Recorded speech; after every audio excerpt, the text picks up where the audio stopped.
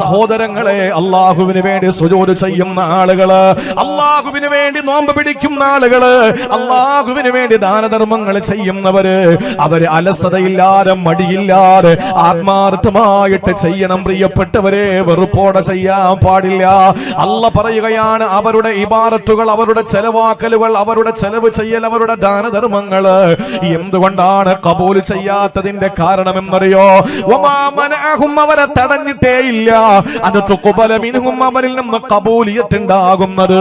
അവരുടെ കബൂലിയത്തിനെ തടയാനുള്ള കാരണം എന്തെന്നറിയോ? അല്ലാഹുവിന്റെ ഖുർആൻ പറയുന്നു, ലാ യഅതൂന സലാത്ത ഇല്ലാ വഹും കുസലാ, അവര് മടിയന്മാരായിട്ടാ നിസ്കരിക്കുന്നത്, അലസന്മാരായിട്ടാ അവര് നമസ്കരിക്കുന്നത്. വലാ യുൻഫിഖൂന ഇല്ലാ വഹും കാരിഹൂൻ, വല്ലാത്ത വെറുപ്പായിട്ടാണ്, വല്ലാത്ത വിമുഖതയോടെയാ അവര് ദാനധർമ്മങ്ങൾ ചെയ്യുന്നത്. എന്തെങ്കിലും പള്ളിക്ക് കൊടുക്കൂ എന്ന് പറയുമ്പോ, ഒരുപാട് നിർബന്ധിക്കുമ്പോ, സഹോദരങ്ങളെ, കരിമ്പിൻ ജ്യൂസ് അടിക്കുന്നത് പോലെ പിഴിഞ്ഞ് പിഴിഞ്ഞ് പിഴിഞ്ഞ് പറയുമ്പോഴാണ് എന്തെങ്കിലും പള്ളിക്ക് കൊടുക്കുക. അത് ആരോ നിർബന്ധിച്ചിട്ടാണ്, അതിൽ ആത്മാർത്ഥതയില്ലാതെ വെറുപ്പോട് കൂടിയിട്ടാണ് സംഭാവന പറഞ്ഞത്. പള്ളിപ്പറമ്പിലെ ഖബർസ്ഥാന് വേണ്ടിയിട്ട്, ഭൂമി വാങ്ങാൻ വേണ്ടിയിട്ട് വീടുകളായ വീടുകൾ കയറിയിറങ്ങുന്ന ജമാഅത്തിന്റെ പരിപാലകര് പറയുമ്പോ അവര് പറയുന്നത് എങ്ങനാ ഞങ്ങൾ ഇപ്പൊ തരിക? സഹോദരങ്ങളെ, അവസാനം നിങ്ങൾ സമ്പന്നനല്ലേ, പണക്കാരനല്ലേ, ലക്ഷപ്രഭുവല്ലേ എന്ന് ചോദിക്കുമ്പോ അവര് പറഞ്ഞതിന്റെ പേരിലും മനസ്സില്ല, മനസ്സോടെ ഇരുമനസ്സോടെ കൊടുക്കുന്ന സദഖയുണ്ടല്ലോ, ആ സദഖ അല്ലാഹു കബൂൽ ചെയ്യില്ല. കാരണം എന്തുകൊണ്ടാണ്? വലാ യുൻഫിഖൂന ഇല്ലാ വഹും കാരിഹൂൻ, വെറുപ്പോടുകൂടി വിമുഖതയോടെ ചെയ്യുന്ന ദാനധർമ്മമായി പോയി. സഹോദരങ്ങളെ, അവരുടെ ആരാധനകളും മടിയാണ്, അലസതയാണ്. എന്ന് പറഞ്ഞാൽ യാസീൻ ഓതാൻ വേണ്ടി കയ്യിലേക്ക് ഖുർആൻ എടുക്കുമ്പോ 7 മുബീൻ ഉണ്ടെങ്കിൽ 14 കോട്ടുവാ വരുന്ന സമ്പ്രദായം എന്തുകൊണ്ടാണ്? അത് അലസതയോടെ ഓതുന്നത് കൊണ്ടാ. ആ യാസീൻ അല്ലാഹ്ക്ക് വേണ്ട പെങ്ങളെ, പ്രിയപ്പെട്ടവരെ, നമ്മുടെ ജീവിതത്തിലെ അമലുകൾ ചെയ്യുമ്പോ ആ അമലുകൾ ഒന്നുപോലും നമുക്ക് ഭാരമാകാതെ അല്ലാഹു എപ്പത്തോളം അവന്റെ കരുണയോടെ നമുക്ക് ഇബാദത്തുകളെ വിവരിച്ചതെന്നറിയോ? ഏറ്റവും വലിയ നിസ്കാരം ഏതാണ്? അത് തറാവീഹ് നമസ്കാരമാണ്. 20 റക്അത്താണ്, 12 അല്ല, 8 20 റക്അത്താണ്. ആ 20 റക്അത്ത് ഒറ്റയടിക്ക് ഒറ്റ സലാമിലൂടെയല്ല നിസ്കരിക്കേണ്ടത്. അല്ലാഹ് പറഞ്ഞു, സ്വലാത്തുൽ ലൈലി മസ്നാ മസ്നാ, രാത്രിയിലെ നിസ്കാരം ഈ രണ്ട് വെച്ച് നിസ്കരിച്ചോ എന്ന് പറഞ്ഞാ തറാവീഹ് എന്ന് പറഞ്ഞാ തന്നെ വിശ്രമം എന്നാണ്. 2 റക്അത്ത് കഴിഞ്ഞു, കുറച്ച് വെള്ളം കുടിക്കണോ നീ കുടിച്ചോ, കാലൊന്ന് നീട്ടി വെക്കണോ വീട്ടി വെച്ചോ, എന്നിട്ടൊന്ന് എഴുന്നേറ്റ് കയ്യും കാലും ഒക്കെ ഒന്ന് കൊടഞ്ഞിട്ടെടുത്ത് നിസ്കരിച്ചോ. ഇത് ആർക്കോ വേണ്ടിയിട്ട് പെട്ടെന്ന് 15.5 മിനിറ്റ് കൊണ്ട് 23 റക്അത്ത് നിസ്കരിച്ചിട്ട് കോഴി കൊത്തുന്നത് പോലെ നിസ്കാരം തീർത്തു വെക്കുമ്പോ, ചെറിയ പെരുന്നാളിന് പള്ളിയിൽ വരണമെങ്കിൽ കൊട്ടൻ ചുക്കാറ് തൈലം കഴുത്തില് പുരട്ടാതെ വരാൻ പറ്റാത്ത അവസ്ഥയിൽ നിസ്കാരത്തിന്റെ വേഗതയിൽ ഉയർന്നും താഴ്ന്നും കുനിഞ്ഞും നിവർന്നുമായിട്ട് മനുഷ്യന്റെ സന്ധികൾ പോലും, പ്രിയപ്പെട്ടവരെ, കോച്ച് പിടിക്കുന്ന കാലഘട്ടത്തിലാ നമ്മളുള്ളത്. അവിടെയാണ് ഇസ്ലാമിന്റെ പ്രഖ്യാപനം വരുന്നത്. അല്ലാഹു നിങ്ങളിൽ നിന്ന് കബൂൽ ചെയ്യണോ? അങ്ങനെയാണെങ്കിൽ വലാ യഅതൂന സലാത്ത ഇല്ലാ വഹും കുസലാ, മടിയോടെ നിങ്ങൾ ചെയ്യരുത്, അലസതയോടെ നിങ്ങൾ ചെയ്യരുത്. ചെയ്യുന്നതിന് നിങ്ങൾക്ക് ഒരു ആത്മാർത്ഥത വേണം, ഹൃദയസ്പൃക്കായിട്ടല്ലാതെ ചെയ്യരുത്. നിങ്ങൾക്ക് ആ ചെയ്യുന്ന പ്രവൃത്തിയോടൊരു കമ്മിറ്റ്മെന്റ് ഉണ്ടാകണം, ആത്മാർത്ഥത ഉണ്ടാകണം. സഹോദരങ്ങളെ, അതുകൊണ്ട് രണ്ടാമതായ ഖുർആൻ വെച്ച നിബന്ധന എന്തെന്നറിയോ? അലസതയും മടിയും ആരാധനയിൽ ഇല്ലാതിരിക്കുക എന്നുള്ളതാ. നമ്മുടെയൊക്കെ ജീവിതം വല്ലാത്തൊരു ജീവിതമാണ്. നിങ്ങൾക്കറിയോ, മരണാസന്നനായ കിടക്കുന്ന ഒരു സഹാബി വര്യനുണ്ടായിരുന്നു. ആരാണെന്നറിയോ? മഹാനായ അംർ ബിനുൽ ആസ് റളിയല്ലാഹു തആല അൻഹു. അംർ ബിനുൽ ആസ് റളിയല്ലാഹു തആല അൻഹു മരണാസന്നനാകുന്ന സമയത്ത് മുഖം ചുമരിനോട് ചേർത്ത് വെച്ചിട്ട് തേങ്ങിക്കരയുകയാ. പൊന്നുമോൻ അബ്ദുല്ലാഹി ഇബ്നു അംർ ബിനുൽ ആസ് തങ്ങൾ അടുത്തേക്ക് ചെന്നിട്ട് ചോദിച്ചു, വാപ്പാ വാപ്പാ, എന്തിനാ നിങ്ങൾ കരയുന്നത് ഉപ്പാ? ആ സമയത്ത് അംർ ബിനുൽ ആസ് റളിയല്ലാഹു തആല അൻഹു മകൻ അബ്ദുല്ലാഹി ഇബ്നു അംർ ബിനുൽ ആസിനോട് പറയുകയാണ്, പൊന്നുമോനെ അബ്ദുല്ലാഹി ഇബ്നു അംർ ബിനുൽ ആസ്, എന്റെ പൊന്നുമോനെ അബ്ദുള്ള, വാപ്പാടെ ജീവിതത്തിൽ 3 കാലം കഴിഞ്ഞു പോയി മോനെ. വാപ്പാടെ ജീവിതത്തിന്റെ ഇന്നലകളിൽ 3 കാലങ്ങൾ ഉണ്ടായിരുന്നു. അതിൽ ഒന്നാമത്തേത് ഈ വാപ്പ മുസ്ലിം ആയിരുന്നില്ല, ഈ വാപ്പ മുഅ്മിനായിരുന്നില്ല, ഈ വാപ്പ റസൂലുള്ളാഹിന്റെ അനുചരനായിരുന്നില്ല. എവിടെയും റസൂലുള്ളാഹിനെ ഇകഴ്ത്താൻ ശ്രമിച്ചിരുന്നവനാ, എവിടെയും ഹബീബായ പ്രവാചകനെതിരെ അധിക്ഷേപത്തിന്റെ ശരങ്ങളറിയാൻ കാത്തുനിന്നവനാ. അന്ന് ഞാൻ മരിച്ചെങ്കിലോ ഞാൻ നരകത്തിലല്ലേ പൊന്നുമോനെ അബ്ദുള്ള. അല്ലാഹു എന്നെ മരിപ്പിച്ചില്ല. ഞാൻ എന്റെ ഹബീബിന്റെ കൈ പിടിച്ച് ബൈഅത്ത് ചെയ്ത് കലിമ ചൊല്ലി മുസ്ലിമായി അല്ലാഹുവിന്റെ ഹബീബിന്റെ അനുചരനായി സഹാബിയായി മാറിയല്ലോ. അന്നും ഈ അംർ ഇബ്നുൽ ആസ് മരിച്ചില്ലല്ലോ. അന്ന് ഞാൻ മരിച്ചെങ്കിൽ എന്റെ മയ്യത്ത് നമസ്കാരത്തിന് നേതൃത്വം കൊടുക്കുന്നത് എന്റെ റസൂലാകുമല്ലോ. എന്റെ പ്രിയപ്പെട്ട പ്രവാചകൻ എന്റെ മയ്യത്ത് നിസ്കാരത്തിന് നേതൃത്വം നൽകുമല്ലോ. അന്ന് ആളുകൾ പറയും അംർ ഇബ്നുൽ ആസ് എത്ര നല്ലവനാ, എത്ര ഭാഗ്യശാലിയാ, എത്ര നല്ലവനായിരുന്നെന്ന് ജനം പറയുമായിരുന്നല്ലോ. ആ ഭാഗ്യം ഈ വാപ്പാക്ക് കിട്ടിയില്ല മോനെ. പിന്നെ വാപ്പാക്ക് 3ാമതൊരു കാലമുണ്ടായി. ആ കാലം വാപ്പാ ഒരുപാട് ഭരണസാരഥ്യം ഏറ്റെടുത്ത വാപ്പയാ, പല നാടുകളിലും ഗവർണർ സ്ഥാനം അലങ്കരിച്ച വാപ്പയാ. അന്ന് എന്റെ പ്രിയപ്പെട്ട പൊന്നുമോനെ എന്റെ ജീവിതത്തിലും മടിയും അലസതയും ഉണ്ടായിരുന്നോ എനിക്കറിയില്ല. ഇന്നിതാ ഞാൻ മരിക്കാൻ കിടക്കുകയാ. എന്റെ അവസ്ഥ എന്താകുമെന്നതിനെ ഓർത്തിട്ട് വല്ലാത്ത സങ്കടം വരിക. പൊന്നുമോനെ സഹിക്കാൻ പറ്റുന്നില്ലെന്ന് മുഖമതാ ചുമരിനോട് ചേർത്ത് വെച്ചിട്ട് തേങ്ങിക്കരയുന്ന വാപ്പ മഹാനായ സയ്യിദുനാ അംർ ഇബ്നുൽ ആസ് റളിയല്ലാഹു തആല അൻഹു. ഈ ഒരു വേദന എനിക്കോ നിങ്ങൾക്കോ ഉണ്ടായിട്ടുണ്ടോ? നമ്മൾ മൊത്തത്തിലും മടിയന്മാരല്ലേ, നമ്മൾ അലസന്മാരല്ലേ? ഇവിടെ ഏതെങ്കിലും രീതിയിൽ എന്തെങ്കിലും ഗാനമേളയാണ് നടക്കുന്നതെന്നറിഞ്ഞാൽ ഇവിടെ ജനം ഉൾക്കൊള്ളുവോ? പ്രിയപ്പെട്ടവരെ, ഇവിടെ എന്തെങ്കിലുമൊക്കെ ആഘോഷങ്ങളാ നടക്കുന്നതെന്നറിഞ്ഞാൽ ഇവിടെ ഈ സംഘാടകർക്ക് നിയന്ത്രിക്കാൻ പറ്റുവോ? നിങ്ങളൊന്ന് ആലോചിച്ചു നോക്കണേ. നമ്മുടെയൊക്കെ ജീവിതത്തിൽ എന്തെല്ലാം അനുഗ്രഹങ്ങൾ അല്ലാഹു തന്നു. ആ അനുഗ്രഹങ്ങളൊക്കെ ആവോളം ആസ്വദിച്ചുകൊണ്ട് ഇപ്പോഴും പ്രിയപ്പെട്ട സഹോദരങ്ങളെ, എന്റെ റബ്ബിന് വേണ്ടി, എന്റെ നാഥിന് വേണ്ടി, എന്നെ സൃഷ്ടിച്ച് പരിപാലിക്കുന്ന സംരക്ഷകനായ സംഹാരകനായ എന്റെ സർവഗുണ സമ്പൂർണനായ റബ്ബുൽ അലീമിനു വേണ്ടി ഞാൻ എന്റെ ജീവിതത്തിൽ എന്താ കൊടുക്കുന്നത്, ഞാൻ എന്റെ റബ്ബിന് വേണ്ടി എന്താ സമർപ്പിക്കുന്നത്? ആ ഒരു ബോധത്തോടെ അലസതയുടെ മട്ടുപാവിൽ നിന്ന് ഇറങ്ങി വന്നിട്ട് മടിയുടെ എല്ലാ മൂടുപടങ്ങളും ഇറക്കി വെച്ചിട്ട് എന്റെ റബ്ബിന് വേണ്ടിയിട്ട് ഞാൻ അശ്രദ്ധതയെല്ലാം മാറ്റിവെച്ചിട്ട് സാത്വിക ജീവിതം നയിക്കാൻ എനിക്കോ നിങ്ങൾക്കോ കഴിഞ്ഞിട്ടുണ്ടോ? ഇല്ലെങ്കിൽ പ്രിയപ്പെട്ടവരെ, നമ്മുടെ ജീവിതത്തിൽ ചെയ്യുന്ന സുഹൃതങ്ങളല്ല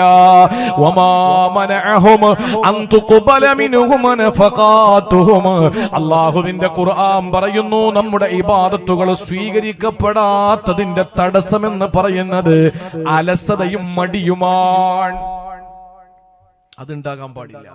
നമ്മുടെ ജീവിതത്തിൽ അലസതയും മടിയും ഒരു കാരണവശാലും ഉണ്ടാകാൻ പാടില്ല. ഞാൻ പറഞ്ഞത് ശരിയല്ലേ? നിങ്ങൾ നോക്ക്, ഏറ്റവും കൂടുതൽ ഉറക്കം വരണമെങ്കിൽ ഒരാൾ എന്ത് ചെയ്യണം? പലരും പറഞ്ഞിട്ടുണ്ട്, തമാശക്കാണെങ്കിലും ഉറക്കം വരണമെങ്കിൽ ഖുർആൻ എടുക്കണം. ഉറക്കം വരണമെങ്കിലുള്ള മന്ത്രമാണ് ഖുർആൻ. ഒരു പേജ് ഖുർആൻ ഓതണമെന്നും പറഞ്ഞെടുത്തിട്ട് ഖുർആൻ എടുത്ത് കയ്യിലേക്ക് വെക്കുക. ആദ്യത്തെ വരി പൂർണ്ണമായിട്ട് ഓതും, രണ്ടാമത്തെ വരി ഭാഗികമായിട്ട് ഓതും. പിന്നെ നമ്മൾ കാണുന്നത് ബാക്കിയുള്ള എല്ലാ വരിയും ഒരു വരിയിലാണോ എന്ന് തോന്നിപ്പോകും. എല്ലാം കൂടി കലർന്ന് കിടക്കുക അല്ലേ? നമുക്കത് ഓതാനോ അതിനെ പൂർത്തീകരിക്കാനോ പറ്റാത്ത നിലയിൽ അപ്പോഴും നമ്മൾ ഉറങ്ങിപ്പോവാൻ. എന്തുകൊണ്ടാണ്? നമ്മുടെ ജീവിതത്തിന്റെ അലസത മുഴുവനും ബാധിച്ചിരിക്കുന്നത് ഇബാദത്തുകളിലാണ്. സിനിമയ്ക്ക് പോയി തിയേറ്ററിൽ നിന്ന് ഉറങ്ങിയ ഒരാളെ ചരിത്രത്തിൽ നിങ്ങൾ കാണിച്ചതാ. 2 മണിക്കൂറില്ലേ സിനിമ? ഉണ്ടോന്ന് ചോദിച്ചാൽ ഇല്ല. എത്ര മണിക്കൂറാ സിനിമ? ആധാരം ഉണ്ടല്ലോ, എല്ലാരും മുത്തക്കിങ്ങളാ. 2 മണിക്കൂറാണ് സിനിമ എന്നാണ് എന്റെ വിശ്വാസം. പോട്ടെ, അല്ലെങ്കിൽ 2.5 മണിക്കൂർ. 2.5 മണിക്കൂർ സിനിമ തിയേറ്ററിൽ നിന്ന് ഉറങ്ങിപ്പോയ ഒരാളെ നിങ്ങൾ കണ്ടിട്ടുണ്ടോ? 2.5 മണിക്കൂറിൽ നിന്ന് അതിന്റെ ശതമാനത്തെ ഒന്ന് കുറച്ചിട്ട് 25 മിനിറ്റ് എടുക്കും. 25 മിനിറ്റ് ജുമഅയ്ക്ക് പള്ളിയിൽ നിന്ന് ഉറങ്ങാത്ത ഒരാളിനെ നിങ്ങൾക്ക് കാണിച്ചു തരാൻ പറ്റുമോ? പെണ്ണുങ്ങൾക്കറിയില്ല. ഏറ്റവും നല്ല ഉറക്കം കിട്ടുന്നത് എപ്പോഴാണെന്നറിയോ? ഖത്തീബ് മിമ്പറിലോട്ട് കയറുന്ന സമയം മുതൽ ഇറങ്ങുന്ന സമയം വരെ. എന്തൊരു ശാന്തമായ ഉറക്കം, എത്ര സുന്ദരമായ ഉറക്കം. കാരണം എന്താ? തിയേറ്ററിൽ ഇബാദത്തല്ല, പള്ളിയിൽ ഇബാദത്താണ്. ഇബാദത്തിൽ മാത്രമേ നമുക്ക് അലസതയുള്ളൂ, ബാക്കി ഒന്നിലും നമുക്ക് അലസതയില്ല. വഅദ് കേൾക്കാൻ വരുമ്പോഴാണോ ഉറക്കം വരുന്നത്? ഗാനമേളയ്ക്ക് പോകുമ്പോഴാണോ? വഅദ് കേൾക്കാൻ വരുമ്പോഴാണോ നമ്മുടെ ഉറക്കം? അല്ലേ? ഗാനമേളയ്ക്ക് പോയ ഇടയ്ക്ക് ചായ തരുവോ? തരൂല, ഒന്നും തരില്ല. എന്നാലും നമ്മൾ ഉറങ്ങൂല. എന്തൊരാവേശത്തോടു കൂടിയിരിക്കും. അത് പാട്ട്, ഇത് പ്രസംഗമല്ലേ? അല്ല, അല്ല, അത് നമ്മുടെ സമയം കൊല്ലുന്നതും ഇത് നമ്മുടെ സമയം ഭാസുരമാക്കുന്നതും, അത് നമുക്ക് ഉപയോഗമില്ലാത്തതും ഇത് നമുക്ക് ഉപയോഗമുള്ളതും. ഞാൻ ആരെയും വിമർശിക്കുന്നതല്ല.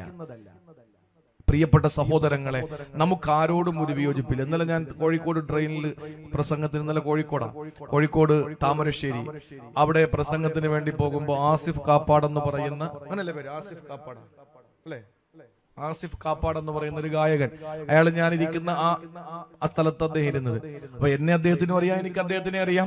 നമ്മൾ ഒരുപാട് നേരം സംസാരിച്ചിരുന്നു. നമുക്ക് പാട്ടുകാരോട് വിയോജിപ്പോ വെറുപ്പോ ഒന്നുമില്ല. നമുക്ക് വെറുപ്പ് ആരോടുമില്ല, അവർക്ക് നമ്മളോടുമില്ല. പ്രൊഫഷണൽ വേറെയാണ് എന്റെ പ്രിയപ്പെട്ട സഹോദരങ്ങളെ. പക്ഷെ ഞാൻ ചോദിക്കുന്ന ചോദ്യം ഇതാണ്. നമ്മുടെയൊക്കെ ഒരു നാട്ടിൽ ഒരു മഹാന്റെ പേരിൽ ഒരു ഉറൂസ് നടക്കാൻ. ഉറൂസ് എന്ന പേര് കേൾക്കുമ്പോഴേ ഇപ്പൊ പലർക്കും വിഷമം ഉണ്ടാക്കിയ നമ്മൾ തന്നെ, ഒരു സംശയ കാര്യത്തിലില്ല. ആ വിഷമം ഉണ്ടാക്കിയ നമ്മൾ തന്നെ.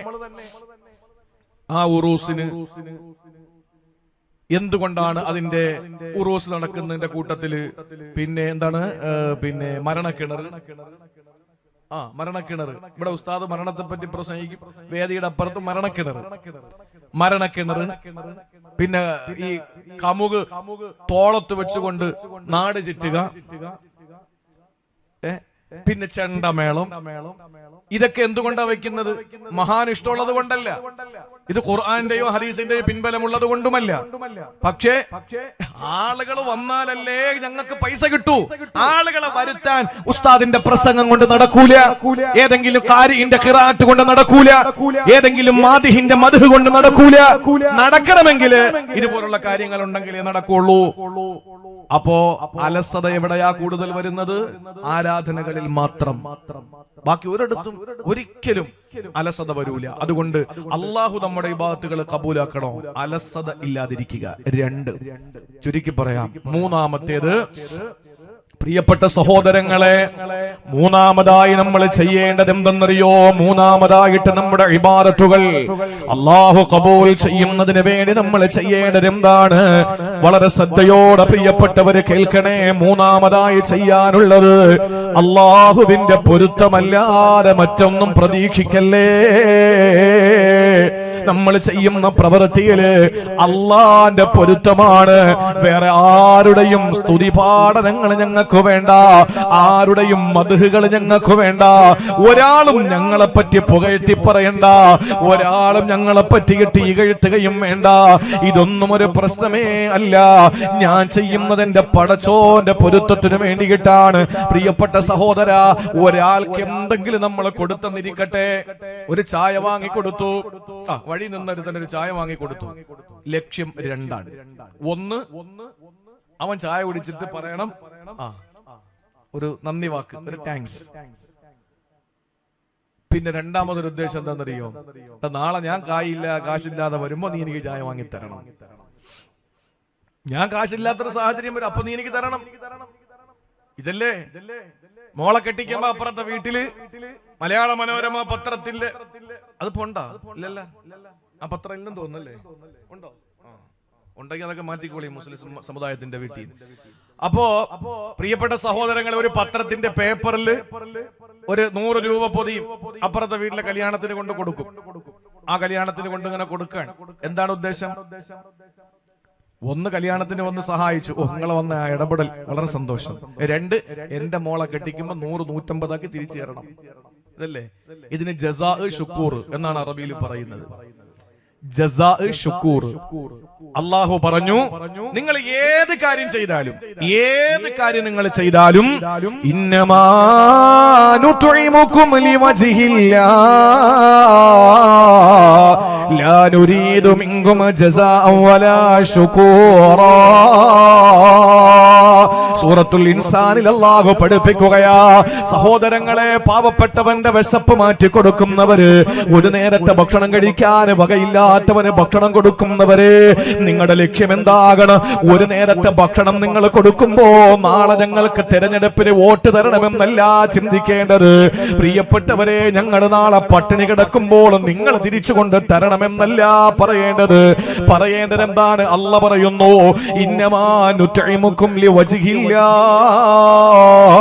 ഞാൻ നിങ്ങൾക്ക് ഭക്ഷണം തന്നത്, നിങ്ങൾക്ക് ജലപാനം നടത്തിയത്, നിങ്ങൾക്ക് ഉടുതുണിക്ക് മറുതുണി വാങ്ങി തന്നത്, നിങ്ങൾക്ക് വീട് വെക്കാൻ സ്ഥലം തന്നത്, ഉള്ള സ്ഥലത്ത് വീട് വെക്കാൻ എന്തെങ്കിലും സാധനങ്ങൾ തന്നത്, അല്ലെങ്കിൽ നിങ്ങളുടെ മകളെ കെട്ടിക്കാൻ ഞാൻ സഹായിച്ചിട്ടുള്ളത്, ഇന്നമാ നുത്ഇമുകും ലിവജ്ഹില്ലാഹ്, എന്റെ പടച്ച തമ്പുരാന്റെ വജ്ഹ്, എന്റെ അല്ലാഹുവിന്റെ തൃപ്തിക്ക് വേണ്ടി മാത്രമാ ഞാൻ ചെയ്തത്.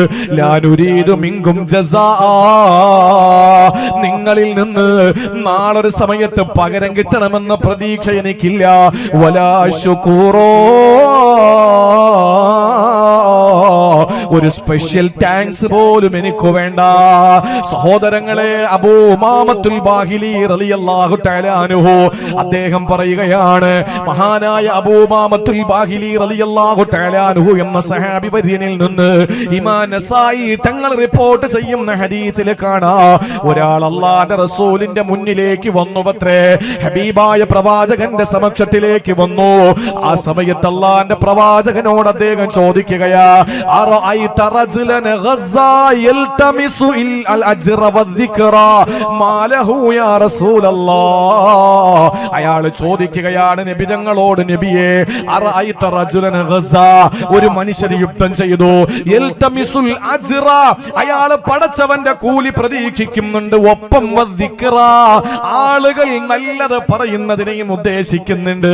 ആളുകൾ പറയണം അവന് ധീരനാ, അവൻ വില്ലനാ, അവൻ വില്ലാളി വീരനാ, അവൻ വിജിഗീഷുവ, ഇത് ആളുകൾ പറയുന്നതിനെ ഉദ്ദേശിക്കുന്നുണ്ട്, ഒപ്പം അള്ളാന്റെ കൂലിയും പ്രതീക്ഷിക്കുന്നുണ്ട്. മാലഹു യാ റസൂലല്ലാഹ്, അവൻ എന്താണ് കിട്ടുന്നത്? അള്ളാന്റെ റസൂലേ, സുന്ദരമായ ആ പൊൻചമ്പകപ്പൂ ചിന്തിന്റെ ഉടമയേ, അവിടുന്ന് പറയുന്നു, ലാ ശൈഅ ലാ, അവനൊന്നും കിട്ടൂല. വീണ്ടും ചോദിച്ചു, അല്ലാഹുവിന്റെ റസൂൽ പറഞ്ഞു ലാ ശൈഅ ലാ. വീണ്ടും ചോദിച്ചു, റസൂൽ പറഞ്ഞു ലാ ശൈഅ ലാ. 3 വട്ടം ചോദിച്ചപ്പോഴും റസൂലുള്ള പറഞ്ഞത് അവന് ഒന്നും കിട്ടൂലെന്ന് തന്നെയാ. എന്നിട്ട് അല്ലാഹുവിന്റെ റസൂൽ അവിടെ നിന്ന് പ്രഖ്യാപിച്ചത് എന്തെന്നറിയോ? ഇന്നല്ലാഹ ലാ യഖ്ബലു മിനൽ അമലി ഇല്ലാ മാ കാന ലഹു ഖാലിസാ വബ്തഗാ ബിഹി വജ്ഹാ. അല്ലാഹുവിന്റെ വജ്ഹിനെ കാംക്ഷിക്കുന്നവന് മാത്രമാണ്, അല്ലാഹുവിന്റെ വജ്ഹിനെ കാംക്ഷിക്കുന്നവന് മാത്രമാണ് അല്ലാഹു അമലുകളെ സ്വീകരിക്കുന്നത്. അതാണ് ഇന്നമാ നുത്ഇമുകും ലിവജ്ഹില്ലാഹ്, അള്ളാന്റെ വജ്ഹിന് വേണ്ടിയിട്ട് ഞാനിതാ നിങ്ങൾക്ക് ഭക്ഷണം തരുന്നു. എന്റെ റബ്ബിന്റെ വജ്ഹിന് വേണ്ടിയിട്ട് ഞാനിപ്പോ പ്രസംഗിക്കാൻ. എന്തിനാ പ്രസംഗിക്കുന്നത്? ആളുകൾ നല്ലത് പറയട്ടെ, ഒപ്പം അള്ളാന്റെ കൂലിയും കിട്ടട്ടെ. എന്നാ അള്ളാന്റെ കൂലിയും കിട്ടൂല. ജനങ്ങൾ പറയാതിരിക്കെ, പറഞ്ഞപ്പോ എന്ത്, പറഞ്ഞില്ലെങ്കിൽ എന്ത്. പക്ഷേ കൂലി വേണമെങ്കിൽ എനിക്ക് ഒറ്റ ലക്ഷ്യമേ ഉള്ളൂ, ഖാലിസൻ വജ്ഹ, അള്ളാഹുവിന്റെ വജ്ഹ് മാത്രം, അള്ളാഹുവിന്റെ വജ്ഹ് മാത്രം, എനിക്ക് അവന്റെ തൃപ്തി മാത്രം മതി. ആ നിലയിൽ ഒരാള് എന്ത് പ്രവർത്തി ചെയ്താലും അള്ളാഹു അത് കബൂൽ ചെയ്യും. നബി തങ്ങളുടെ മുന്നിൽ വന്നിട്ട് ചോദിച്ചാൽ, അള്ളാന്റെ റസൂലിന്റെ അടുത്ത് വന്നിട്ട് ചോദിക്കുക, നബിയെ, ഒരാൾ എന്താ ഈ ഗസ എന്ന് പറഞ്ഞാൽ? അള്ളാന്റെ റസൂലിന്റെ അടുത്ത് വന്ന് ചോദിച്ചത് ഗസ, അയാൾ യുദ്ധം ചെയ്തു. ഈ ഗസ നമ്മൾ കേട്ടിട്ടില്ലേ?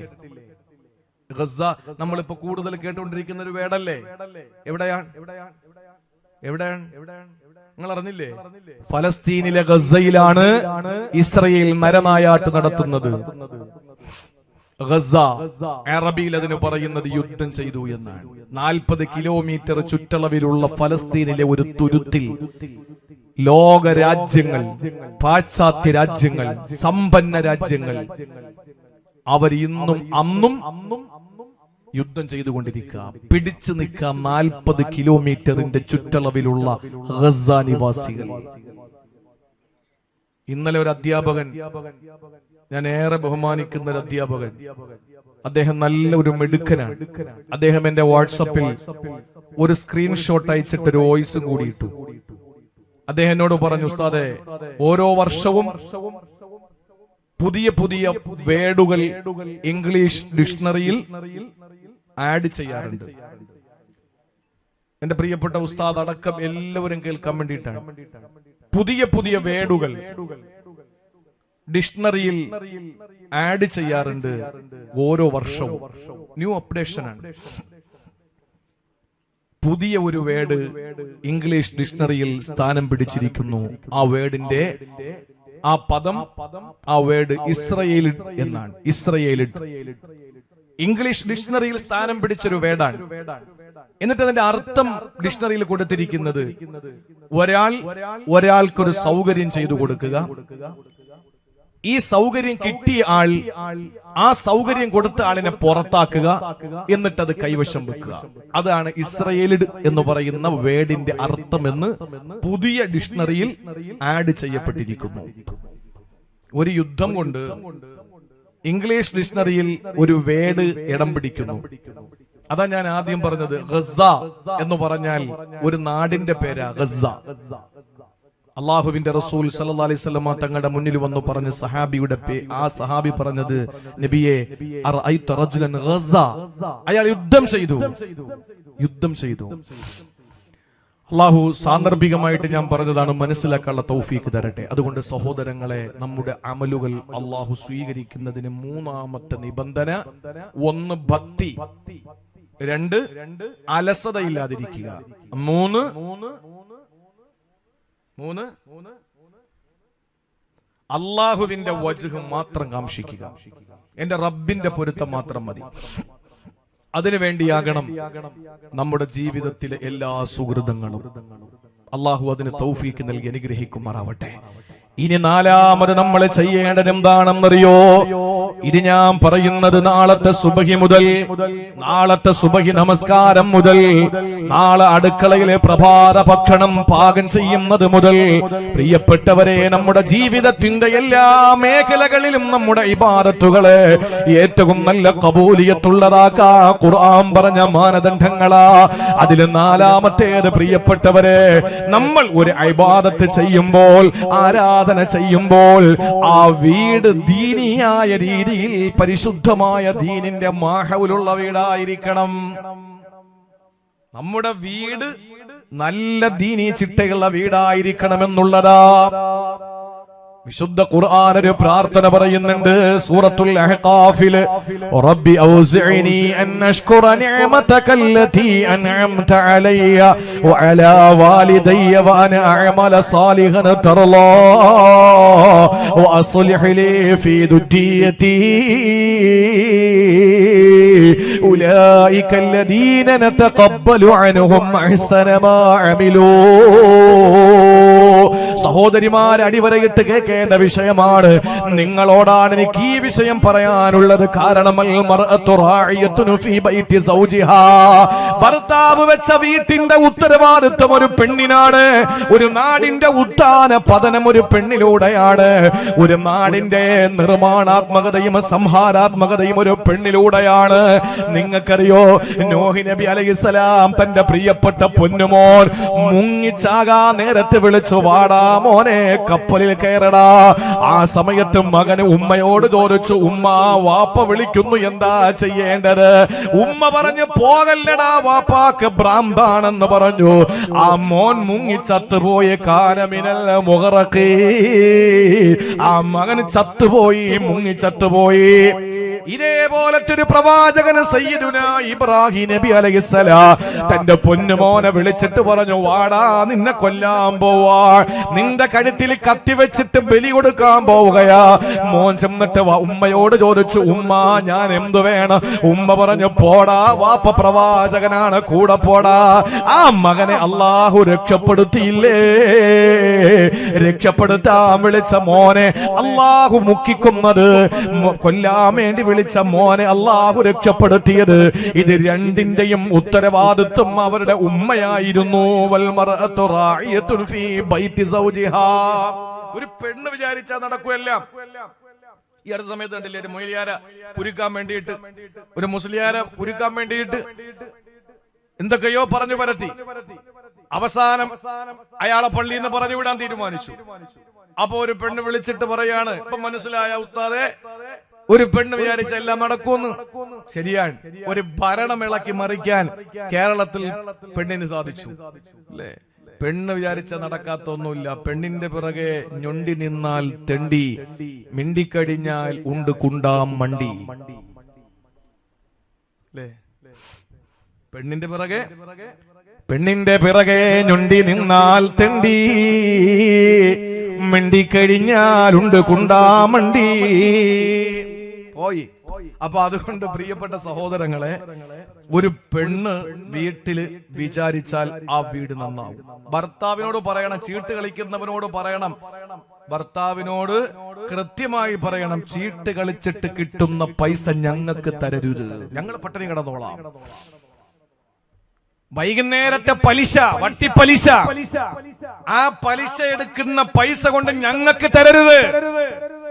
ഈ ചീട്ടുകളിയും പലിശ വാങ്ങലും ഒന്നും ചിലപ്പോ നമ്മുടെ കൂട്ടത്തിൽ ഇല്ലായിരിക്കാം. പക്ഷേ ഇന്ന് സർവവ്യാപകമായി വ്യാപിച്ചുകൊണ്ടിരിക്കുന്ന മാരകമായ ക്യാൻസർ പോലെ പടർന്ന് പന്തലിച്ചു വടവൃക്ഷം പോലെ നിൽക്കുന്ന സംഗതി ലോട്ടറി. ലോട്ടറി എടുക്കാത്ത ആരുമില്ല.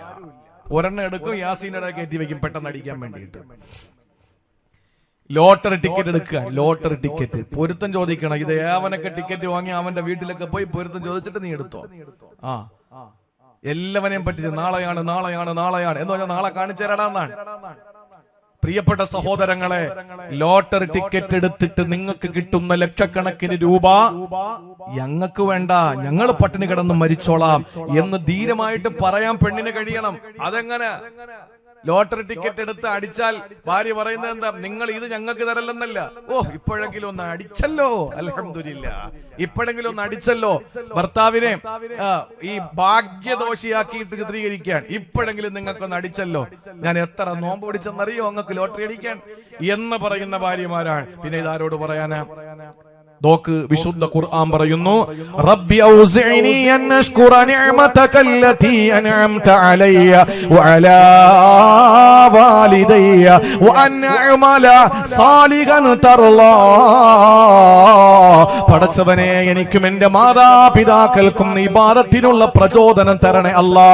എനിക്കും എന്റെ മാതാപിതാക്കൾക്കും സൽക്കർമ്മങ്ങൾ ചെയ്യാനുള്ള പ്രചോദനം തരണേ തമ്പുരാനെ. ഇത് മാതാപിതാക്കൾ എന്ന ഒരു തലമുറയെ പറ്റി പറഞ്ഞെങ്കിൽ ഉടനെ അവന് പറയുന്നു, അല്ലാഹുവേ, എന്റെ സന്താന പരമ്പരകളെ കൂടെ നന്നാക്കണേ അല്ലാ. അല്ലാഹു അങ്ങനത്തെ കുടുംബത്തെ പറ്റി പറഞ്ഞത് എന്തെന്നറിയോ? ഉലൈകല്ലദീന നതഖബ്ബലു അൻഹും അഹ്സന മാ അമിലൂ. ആ വീട്ടിൽ ചെയ്യുന്ന സൽക്കർമ്മങ്ങളൊക്കെ അല്ലാഹു ഖബൂലിയത്ത് കൊടുക്കുന്നതാ, അല്ലാഹു സ്വീകരിക്കുന്നതാ. ഇനി മനസ്സിലാകാൻ മറ്റൊരു ഭാഷയിൽ പറയാ, ഞാൻ നല്ലവനാണ്, പക്ഷേ പ്രിയപ്പെട്ടവരെ, എന്റെ വാപ്പ അധ്വാനിച്ചുകൊണ്ട് തരുന്നത് ഹറാമാണെങ്കിൽ എന്റെ ഇബാദത്തുകൾ എവിടെ പോയി? ഇനി പോട്ടെ, നമ്മുടെ മാപ്പയും ഉമ്മയും ശരിയാണ്, പക്ഷേ എന്റെ പ്രിയപ്പെട്ടവരെ, നിങ്ങളുടെ മക്കള് പിഴച്ച മക്കളാണെങ്കിൽ, നിങ്ങളുടെ മക്കള് ഹറാമായ ഭക്ഷണം, ഹറാമായ പൈസ സമ്പാദിക്കുന്ന മക്കളാണെങ്കിൽ, ഞാനൊന്ന് ചോദിക്കട്ടെ, വാപ്പ മരിച്ചു, വാപ്പ നല്ല ആബിദാണ്, സാത്വികനാണ്, വലിയ വലിയ സൽക്കർമ്മങ്ങൾ ചെയ്യുന്ന ആളാണ്, പള്ളിയെ ശരണമെന്ന് പറഞ്ഞ് നിൽക്കുന്ന ആളാ. വാപ്പയുടെ മക്കളോ പലിശക്കാരാണ്, മറ്റ് മോശമായ രീതിയിൽ പണം സമ്പാദിക്കുന്നവനാണ്. ഈ വാപ്പ മരിച്ചപ്പോൾ മക്കള് വന്നിട്ട് പറയുന്നു, കഫം പടവ എന്റെ വക. പലിശക്കാരനായ മോൻ പറയുന്നു കഫൻ പുടവ എന്റെ വക. അടുത്ത തട്ടിപ്പുകാരനായ മോൻ പറയുന്നു പലക എന്റെ വക. അപ്പൊ അടുത്ത വേറൊരു തട്ടിപ്പുകാരനായ മോള് പറയുന്നു, അല്ലെങ്കിൽ തട്ടിപ്പുകാരിയായ മോള് പറയുന്നു ഖബർ വെട്ടുന്നതിന്റെ പൈസ എന്റെ വക. അപ്പൊ ഇതെല്ലാം നോക്കിക്കൊണ്ടിരിക്കുന്ന മരുമക്കള് പറയുന്നു, അവരും ഇതിനൊക്കെ എല്ലാ നിലയിലും കൊടപിടിക്കുന്നവരാ. അവര് പറയുന്നു 3 എന്റെ വക, 7 അവന്റെ വക, 11 അവന്റെ വക. അപ്പാടെ കാര്യം കുശാലായി. ഖബറായി, പലകയായി, കഫംപുടവയായി, 3-ാം വാദ്യായി, 7ആയി, 11ആയി. അൽഹംദുലില്ലാ. കിട്ടുന്ന ഇടിക്ക് യാതൊരു ഹദ്ദും ഹസുറും ഉണ്ടാവൂല. അബൂബക്കർ സിദ്ദീഖ് റളിയല്ലാഹു അൻഹു മരിക്കാൻ നേരത്ത് പറഞ്ഞെന്താ? പൊന്നുമോനെ അബ്ദുറഹ്മാൻ എങ്ങ് വാ. അടുത്തേക്ക് വിളിച്ചിട്ട് മോനെ, പ്രിയപ്പെട്ട മോനോട് പറഞ്ഞു, പൊന്നുമോനെ, ഞാൻ മരിച്ചാൽ എന്റെ ഈ ഡ്രസ്, എന്റെ ഈ തുണി, അതുകൊണ്ട് നീ കഫൻ പൊതിയണം. എത്ര വാപ്പമാർക്ക് അറിയാൻ പറ്റും നമ്മൾ പിന്നെ ഒരു കാര്യം ഉറപ്പാണ്, നമുക്ക് അല്ലാഹുവിൽ അത്രയും വിശ്വാസം ഉണ്ടെങ്കിലും നമ്മൾ മരണപ്പെട്ട് കഴിഞ്ഞാൽ ഏവനെങ്കിലുമൊക്കെ എന്തെങ്കിലും കാണിച്ചെന്നും പറഞ്ഞ് അതെല്ലാം കൂടെ അള്ളാഹു നമ്മളെ ശിക്ഷിക്കുന്ന രീതിയിൽ നിങ്ങൾ അള്ളാഹനെ ക്രൂരനായിട്ട് മനസ്സിലാക്കുകയൊന്നും വേണ്ട. പക്ഷേ നമുക്ക് ഒരു റാഹത്തുണ്ടല്ലോ. ഖബർ മുതലാണല്ലോ യഥാർത്ഥ ജീവിതം ആരംഭിക്കുക. നമ്മൾ പറയുന്നത് എന്താ? പോയി എല്ലാം തീർന്നു, ഖബറോടുകൂടി തീർന്നു. അല്ല, ഖബറോടുകൂടി ആരംഭിക്കുന്നേ ഉള്ളൂ. ഖബറോടുകൂടി ആരംഭിക്കുന്നതേ ഉള്ളൂ. ഇതൊക്കെ ഒരു വൃക്ഷത്തിന്റെ ചുവട്ടിൽ വന്നിരുന്നു, തണലു പറ്റി, ആ തണലു മാറി നമ്മൾ എണീറ്റ് പോയി. എത്രന ദുനിയാവ്? ഒന്നുമില്ല. ഖബർ മുതലാണ് അങ്ങോട്ട് തുടങ്ങുന്നത് ജീവിതം. അപ്പൊ ആ ജീവിതത്തിൽ നമുക്കൊരു റാഹത്ത് വേണ്ടേ, സന്തോഷം വേണ്ടേ? അത് നമ്മൾ അറിയോ ഉസ്താദെ? അറിയുമല്ലോ. നമ്മുടെ ജീവിതത്തിലെ ആളുകൾ, നമ്മുടെ മക്കളുടെ പ്രവർത്തനങ്ങൾ ഖബറിലേക്ക് ഒരു മലക്ക് വഴി അള്ളാഹു എത്തിച്ചു തരും. നല്ല പ്രവർത്തനങ്ങളാണ് മക്കൾ ചെയ്യുന്നതെങ്കിൽ ഖബറിൽ കിടന്ന് വാപ്പ ഇസ്തബ്ശിറു ബിഹി കണ്ട് സന്തോഷിക്കുമെന്ന് നബി മുഹമ്മദ് മുസ്തഫ. അല്ലെങ്കിലോ ആ ഖബറിൽ കിടന്നിട്ട് അവർ ദുആരക്കും, അല്ലാഹുമ്മ ലാ തുമിത്തുഹും ഹത്താ തഹ്ദിയഹും കമാ ഹദൈതന. ഞങ്ങൾക്ക് ഹിദായത്ത് എന്നതുപോലെ അവർക്ക് ഹിദായത്ത് കൊടുക്കുവോളം അവരെ നീ മരിപ്പിക്കല്ലേ റബ്ബേ എന്ന് ഖബറിൽ കിടന്ന് നമുക്ക് വേണ്ടി ദുആരക്കാം. മരിച്ചു പോയവർക്ക് വേണ്ടി നമ്മൾ എന്തെങ്കിലും 1000 രൂപ കൊടുത്ത് ദുആരക്കാൻ പറഞ്ഞാൽ പിശുക്ക്. ഖബറിൽ കിടന്ന പാവങ്ങൾ നമുക്ക് വേണ്ടി ഇപ്പോഴും ദുആരന്നോണ്ട് നടക്കുക. അതുകൊണ്ട് പ്രിയപ്പെട്ട സഹോദരങ്ങളെ, നമ്മുടെ കുടുംബ പശ്ചാത്തലം നന്നാക്കുക. മക്കളോട് പറ, എന്തിനാണ് മക്കളെ നിങ്ങൾ അങ്ങനെ ഒന്നും പോകരുത്. മോഷ്ടാക്കളായ മക്കൾ, പിടിച്ചു പറിയന്മാരായ മക്കൾ, കള്ളക്കടത്ത് നടത്തുന്ന മക്കൾ, പിന്നെ അനുഗ്രഹീതമായ തട്ടിപ്പുകളുണ്ട്. പൈസ വാങ്ങിയിട്ട് വിളിക്കുമ്പോ എവിടെ ഉണ്ട്? അത് ഞാനേ നിസ്കരിച്ചുകൊണ്ടിരിക്കുകയായിരുന്നു, അതുകൊണ്ടാണ് ഫോൺ എടുക്കാത്തത്. എവിടെ? തട്ടിപ്പാണ്. അവന്റെയൊക്കെ DP എടുത്ത് നോക്കിയാൽ ഇങ്ങനെ ആയിരിക്കും, എനിക്ക് എന്റെ അള്ളാഹും റസൂലും മതി, അതായിരിക്കും. ചിലപ്പോ ഖുർആൻ ഓതുന്ന ഫോട്ടോ ആയിരിക്കും ഇട്ടിരിക്കുന്നത്. ആണ ഇടുന്നത് മുഹിയുദ്ദീൻ ഷെയ്ഖിനെ കൊണ്ടും ഗൗസുൽ ആലമിനെ കൊണ്ടും റിഫായി ഷെയ്ഖിനെ കൊണ്ടൊക്കെ ആയിരിക്കും. തട്ടിപ്പിന്റെ ന്യൂ വെർഷനാണ് ഇതൊക്കെ. അതുകൊണ്ട് പ്രിയപ്പെട്ട സഹോദരങ്ങളെ, നമ്മുടെ മക്കളോട് നമ്മൾ നിർദ്ദേശം കൊടുക്കും. മക്കളെ, ഹറാമായതൊന്നും ഞങ്ങൾക്ക് നിങ്ങൾ തരരുത്. പ്രായമായി ഞങ്ങൾ മരണത്തിലേക്ക് കാലെടുത്തു വെച്ചിരിക്കുകയാണ്. ഹറാം ഞങ്ങളെ തീറ്റിപ്പിക്കരുത്. വാപ്പയോടും ഉമ്മയോടും ചെറുപ്പക്കാരായ മക്കൾ പറയണം, കല്യാണത്തിന് ഹറാമായതൊന്നും ഞങ്ങൾക്ക് നടത്തരുത്. അത് കല്യാണം കഴിക്കാൻ പോകുന്ന പെൺകുട്ടികൾ പറയണം. കല്യാണത്തിന്റെ അന്ന് പുതിയ പെണ്ണായി ഒരുങ്ങിയിരിക്കുന്ന, നമ്മുടെയൊക്കെ നാട്ടിലെ കല്യാണം ഉച്ചയ്ക്കാണല്ലോ. 11:30 മണിക്ക് നിക്കാഹ്, 11:30 മണിയുടെയും 12-ന്റെയും ഇടയിൽ നിക്കാഹ്. എന്റെ ഒരു സംശയമാണ്, ഈ കല്യാണത്തിന്റെ അന്ന് ലൊഹർ നിസ്കരിച്ച ഏതെങ്കിലും ചരിത്രത്തിൽ ഒരു പുതിയ പെണ്ണുണ്ടാ?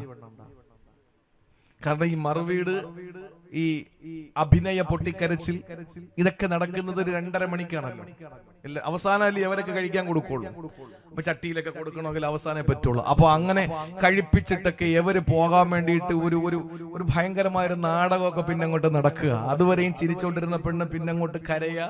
അതൊക്കെ ഒരു മാമൂലാണ്. അത് കരയാതെ പോയി നോക്കട്ടെ. പണ്ട് മാർക്കം ചെയ്യുമ്പോൾ കരയാത്ത കുട്ടികളെ തൊടയിൽ നുള്ളി കരയിപ്പിക്കുമായിരുന്നു. ഇല്ലെങ്കിൽ ആളുകൾ എന്ത് വിചാരിക്കുമെന്ന് വെച്ചിട്ട്. എന്നതുപോലെ കരയാതെ പോകുന്ന പെണ്ണിനോട് പറയും, നീ ചെയ്ത വളരെ മോശമായി പോയി, നീ കരയാത്തെന്താ? അപ്പൊ ഇതൊക്കെ കഴിയുമ്പോ പുതിയാപ്പയുടെ വീട്ടിൽ ആദ്യമായിട്ട് വലത് കാല് വെച്ച് കയറുകയാണല്ലോ. അപ്പോഴവിടെ എത്തുമ്പോ അസർ എന്തായാലും കഴിയും. സുബഹി നിസ്കരിച്ചിട്ടാണ് മേക്കപ്പ് ഒക്കെ ചെയ്തിട്ട് പുട്ടിയൊക്കെ ഇട്ട് നേരെ ഓഡിറ്റോറിയത്തിൽ പോയത്. ഇതിനിടയിൽ ലൊഹർ എപ്പോ നിസ്കരിച്ചു? ലൊഹർ നിസ്കരിച്ച പുതിയ പെണ്ണ് ഏതാ? എനിക്കറിയാം, ലൈവ് ഇപ്പൊ എടുത്ത് നോക്കിയ പൊങ്കാല വീഴുന്നപ്പോ കാണാം. പറയുന്നവന്മാര് പറയട്ടെ, കുരയ്ക്കുന്ന പട്ടികൾ കടിക്കില്ല എന്നാണ്. കുരയ്ക്കുന്നവർ അവിടെ കുരയ്ക്കും, സാർത്ഥവാഹകർ മുന്നേറി പോകും ഇൻഷാ അല്ലാഹ്. പ്രിയപ്പെട്ട സഹോദരങ്ങളെ, അതുകൊണ്ട് നമ്മുടെ ജീവിതത്തിൽ കുടുംബ പശ്ചാത്തലങ്ങളെ നന്നാക്കിയെടുക്കണം. ദീനിയായ രീതിയിൽ ബറക്കത്ത് ഉണ്ടാവാൻ വേറെ ഒന്നും വേണ്ട. സമ്പത്ത് ഉണ്ടാവാൻ വീട്ടിലെ പെണ്ണുങ്ങളിരുന്ന് മഗ്‌രിബിന് ശേഷം വാക്കി ഓതണം. ഭർത്താക്കന്മാർ അധ്വാനിക്കാൻ വേണ്ടി പോകണം. അല്ലാതെ ഭർത്താവ് വീട്ടിൽ കയറി കിടന്ന് ഉറങ്ങുകയും ഭാര്യ കടയെ കൊണ്ടിരുത്തുകയും ചെയ്താൽ ആർക്കും വിഷമം തോന്നരുത്. എനിക്കിവിടെ ഒരു നാട് ഒരാളെ എനിക്കറിയില്ല. ഞാൻ പറഞ്ഞ പൊതുവായൊരു കാര്യമാണ്. ഇനി ഏതെങ്കിലും ഒരു പെൺകുട്ടി കടയിൽ നിൽക്കുന്നു വെച്ചിട്ട് ഗതികേട് കൊണ്ടാൽ മക്കളെ പോറ്റാനാ, അതൊക്കെ പ്രോത്സാഹിപ്പിക്കപ്പെടേണ്ടതും അതൊക്കെ നല്ലതും തന്നെയാണ്. അതല്ല ആരും പറയുന്നില്ല. പ്രിയപ്പെട്ട സഹോദരങ്ങളെ, ഞാൻ പറഞ്ഞു വരുന്നത്, സൂറത്തുൽ വാഖിഅ ഓതുന്ന വീട്ടിൽ ഒരു ദാരിദ്ര്യം ഉണ്ടാവൂല. ഉസ്മാൻ ബിൻ അഫ്ഫാൻ റളിയല്ലാഹു അൻഹു, മഹാനായ അബ്ദുല്ലാഹി ഇബ്നു മസ്ഊദ് റളിയല്ലാഹു അൻഹു മരിക്കാൻ കിടക്കുമ്പോൾ ഉസ്മാൻ തങ്ങൾ ഖലീഫയാണ്. നേരെ അങ്ങോട്ട് കയറി ചെല്ല, കുറച്ച് പൈസയായിട്ട് ബൈത്തുൽ മാലിൽ നിന്ന്. ഇബ്നു മസ്ഊദ് തങ്ങളെ ചോദിച്ചു, ഇതെന്തിനാ? ഓൻ പറഞ്ഞു, നിങ്ങൾക്ക് തരാനാ. ഓൻ പറഞ്ഞു, എനിക്ക് നിങ്ങളുടെ പൈസയൊന്നും വേണ്ട, നിങ്ങൾക്കല്ല, മരിക്കാൻ പോകുന്ന നിങ്ങൾക്ക് പൈസ എന്തിനാ? നിങ്ങൾക്ക് പെമ്മക്കളല്ലേ, അവർക്കിത് ഉപകരിക്കും. ആ സമയത്ത് അബ്ദുല്ലാഹി ഇബ്നു മസ്ഊദ് റളിയല്ലാഹു അൻഹു പറഞ്ഞു, ഉസ്മാൻ തങ്ങളെ, എന്റെ പെമ്മക്കൾക്ക് ദാരിദ്ര്യം വരൂല, നിങ്ങൾക്ക് അറിഞ്ഞൂടെ? എന്താ നിങ്ങൾക്ക് ഇത്രയും ആ ഒരു ഉറപ്പെന്താ? അവൻ പറഞ്ഞു, മൻ ഖറഅ സൂറത്തുൽ വാഖിഅ കുല്ല ലൈലത്തിൻ ലം തുസിബുഹു ഫാഖത്തുൻ അബദ. ഒരു വീട്ടിൽ സൂറത്തുൽ വാഖിഅ ഓതുന്ന എല്ലാ രാത്രികളിലും സൂറത്തുൽ വാഖിഅ ഓതിയാൽ ആ വീട്ടിൽ ദാരിദ്ര്യം വരൂല എന്ന് എന്റെ മുത്ത് റസൂലല്ലേ പഠിപ്പിച്ചത്. എന്റെ മക്കൾ ഇന്ന് വരെ മുടങ്ങിയിട്ടില്ല. ആ ഒരു വിശ്വാസം, ആ ഒരു ഉറപ്പാണത്.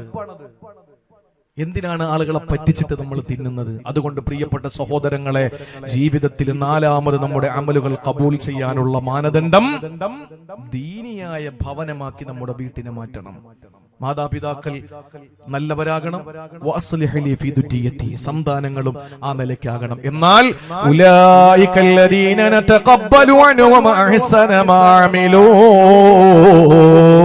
അല്ലാഹു പറയുന്നവർ ചെയ്യുന്ന സൽക്കർമ്മങ്ങളെ അല്ലാഹു കബൂൽ ചെയ്യുന്നതാ. സഹോദരാ, ഇത് നാലാമത്തെ കാര്യമാണ്. അഞ്ചാമത് ഏതെന്നറിയോ? അഞ്ചാമത് ഏറ്റവും പ്രധാനമായ കാര്യമാ. ഇന്നും ആളുകൾ ചോദിക്കുന്ന, നിസ്കാരം കഴിഞ്ഞാ പിന്നെ ദുആ ഉണ്ടോ ഉസ്താദേ?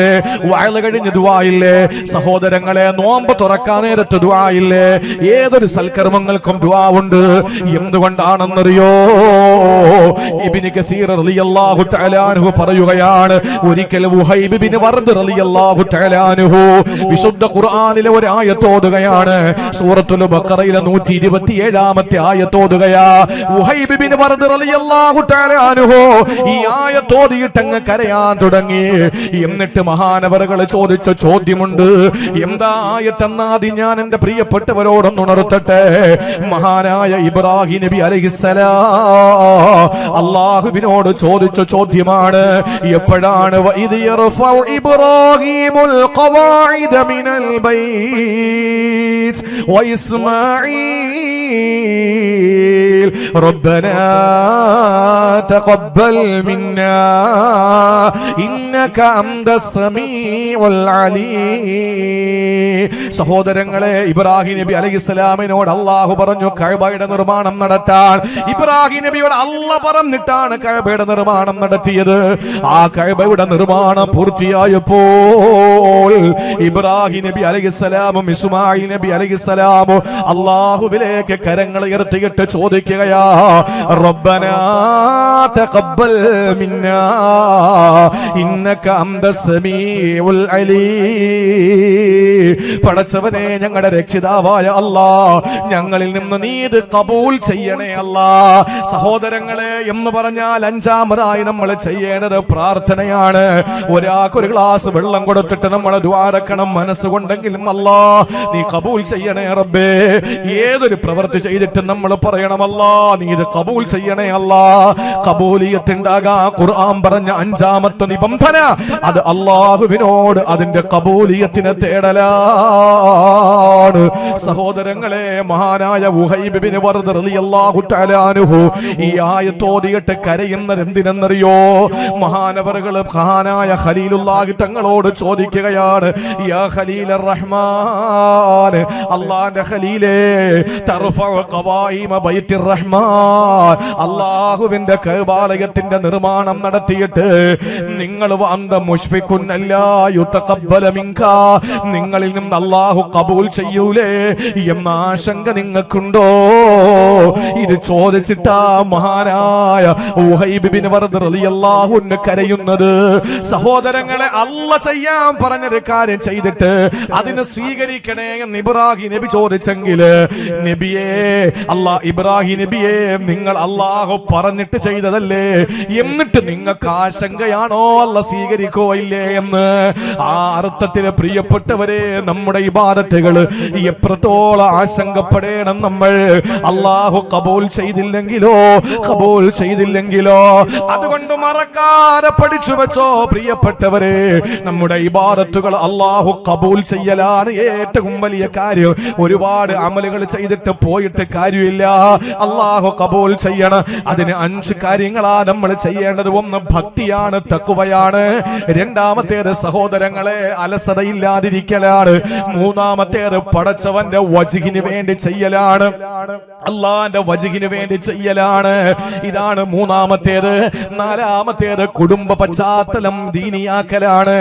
ഏറ്റവും ഒടുവിൽ നമ്മൾ ചെയ്യേണ്ടത് എന്താണെന്നറിയോ സഹോദരങ്ങളെ? അള്ളാഹുവിനോട് കരങ്ങൾ ഉയർത്തിയിട്ട് പ്രാർത്ഥിക്കലാണ്. അള്ളാഹു നമ്മുടെ പ്രാർത്ഥനകളെ സ്വീകരിക്കട്ടെ. നമ്മുടെ ഇബാദത്തുകൾക്ക് അള്ളാഹു ഖബൂലിയത്ത് നൽകി അനുഗ്രഹിക്കുമാറാവട്ടെ. അതുകൊണ്ട് സഹോദരങ്ങളെ, ഈ 5 കാര്യങ്ങൾ: 1 അള്ളാഹുവിനോട് ഭക്തി, 2 അലസതയില്ലാതെ, 3 അള്ളാന്റെ വജ്ഹിനു വേണ്ടി, 4 കുടുംബ ബന്ധങ്ങൾ, കുടുംബ ജീവിതം, വീടിന്റെ പശ്ചാത്തലം ദീനിയാക്കിയിട്ട്, 5-മതേത് ആ കാര്യത്തിനു വേണ്ടിയുള്ള പ്രാർത്ഥന. ഇത് 5 ഉണ്ടെങ്കിൽ അള്ളാഹു നമ്മുടെ ഇബാദത്തുകൾ ഖബൂൽ ചെയ്യും. അള്ളാഹു തൗഫീഖ് തരട്ടെ.